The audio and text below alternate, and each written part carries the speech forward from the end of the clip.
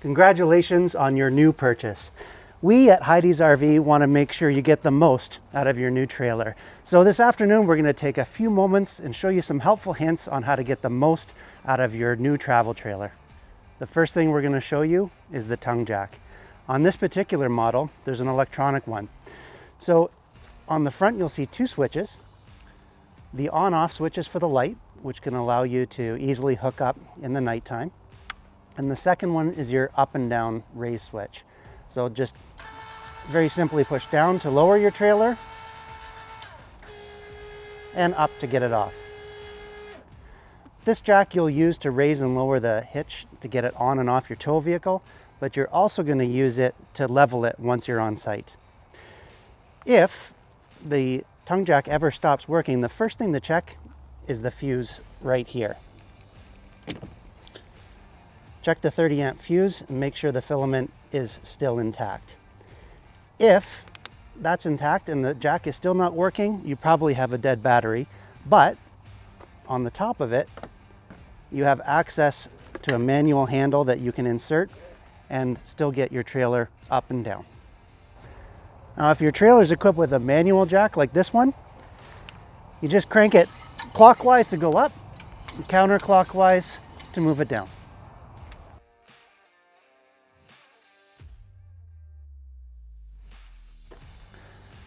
Now we're ready to get the trailer on the hitch.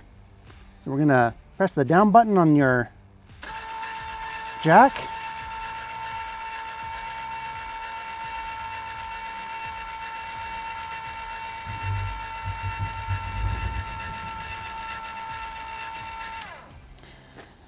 And once the hitch is fully settled on the ball, we'll make sure that the latch is fully engaged and put some sort of securing device on that so that it can't come back out.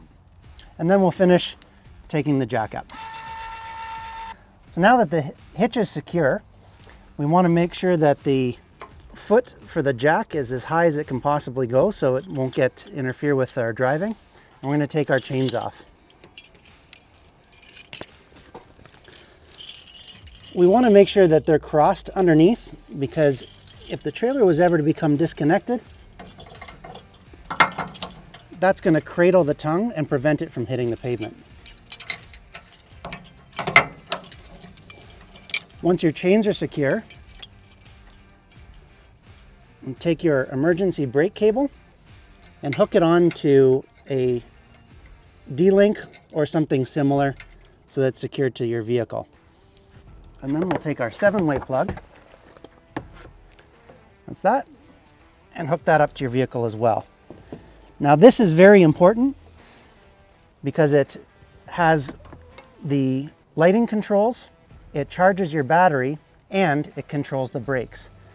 Now just because your vehicle has a 7-way plug back here does not mean it has a brake controller, so make sure you check your vehicle to see that it has an electronic brake controller either built in or added aftermarket. Also on your A-frame is your 2 propane tanks. Now you always want to make sure that you leave for your camping trip with full propane tanks.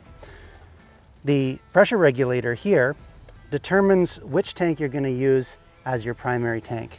The little arrow visible here points to the one that you're going to drain a propane first. When it's out of propane, it'll automatically switch to your secondary tank.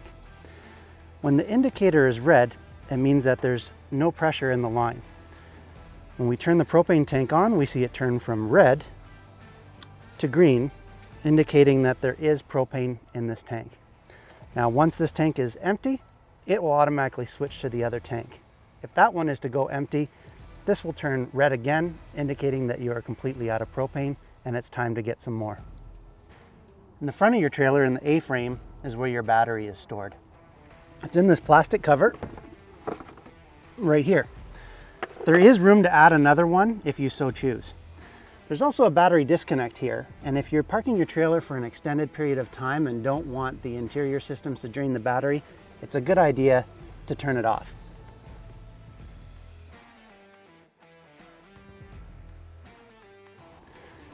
Your trailer has 4 stabilizer jacks, one on each corner. In order to put them down, you're going to grab the bit that came with your trailer and put it in your cordless drill. Make sure you bring one with you. This particular model has the JT strong arm attachment, so make sure you loosen off the T-handle first and then put the jacks all the way to the ground.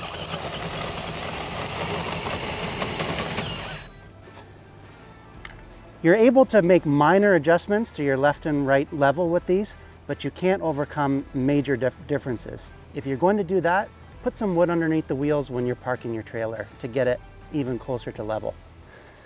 Once it's in the position that you want, tighten the T-handle on the JT strong arm. That'll prevent the trailer from swaying back and forth even when the jacks are down. On the trailer that we showed you, the bit is standard for you to bring a drill with you, but if that's not an option for you, you can purchase a manual crank for it as well.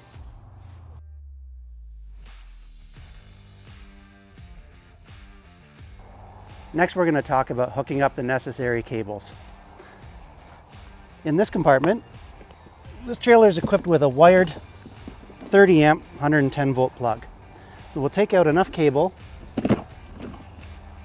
to reach your desired location. Heidi'S also provides you with an adapter to take it from a 30 amp connection down to a standard 15 amp connection if required. And if you open this up, you've got access to your cable and satellite hookup as well. Easy just to plug and play, and away you go.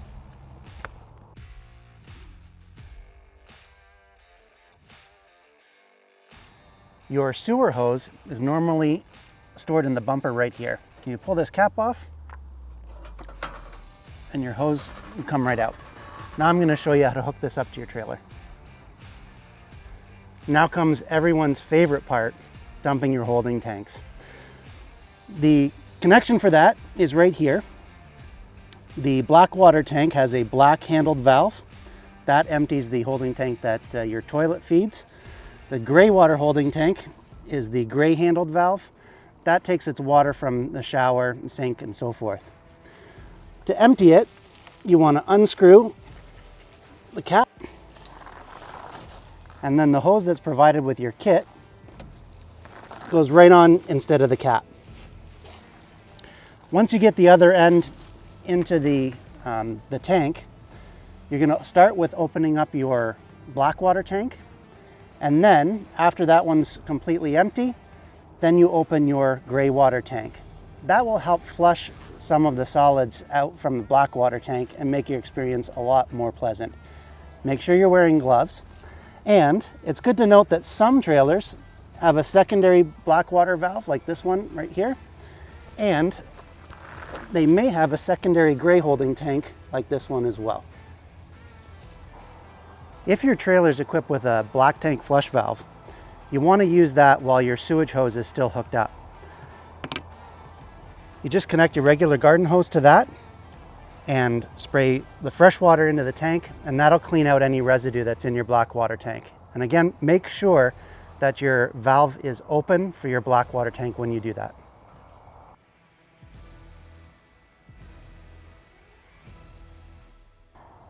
If you have pressurized potable water on your campsite, this is where you'll make the connection. So your city water connection, you take your hose and screw it on like this. Make sure there's a gasket inside that connection and just make it snug, not too tight. And then you can go ahead and turn your water on in your campsite, water on demand. Your trailer is equipped with an onboard water tank. So if you want to take water with you to your campsite, you access it through this cap. When you take it off, it is just a gravity water feed. So put your water hose in there and fill up the tank. And now it does take several minutes, so make sure you leave yourself ample time. Your trailer might be equipped with an outside shower. It'll be behind a lockable door like this. If you open it, you can pull out the shower nozzle and turn on the hot and cold with these. Great for rinsing off after a day at the beach. If your trailer is equipped with an exterior spray port, you're going to find one of these somewhere inside and a connection like this outside. This particular one goes in with a twist and is now hooked up for spraying down anything that you want.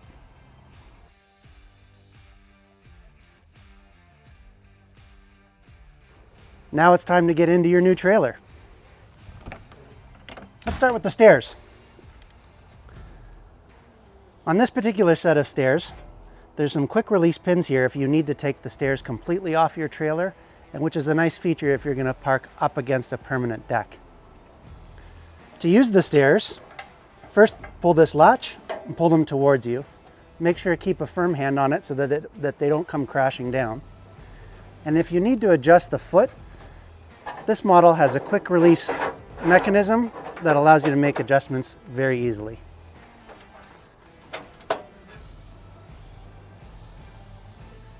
Just inside the door is your tank monitor panel and switch panel.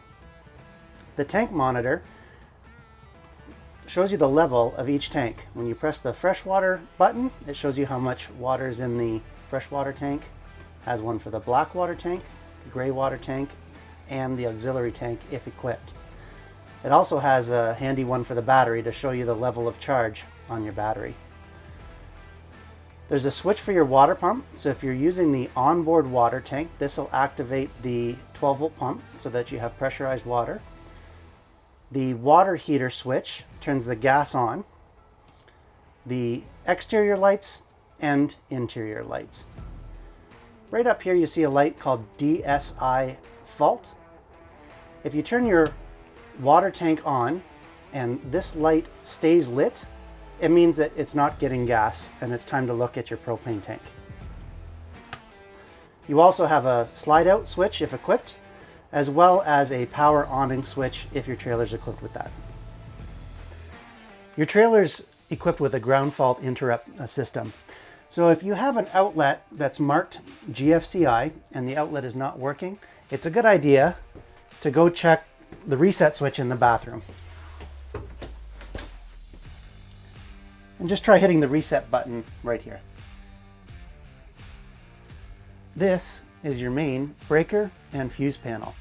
It also contains the converter that powers your 12-volt system when you're plugged into an electrical site. Inside here are all the breakers and fuses that make your RV have power. If something is not working after you've done your outside connection, this is the first place to check to see if there's a breaker or a fuse that has been tripped. This is an example of a thermostat that you might find in your RV.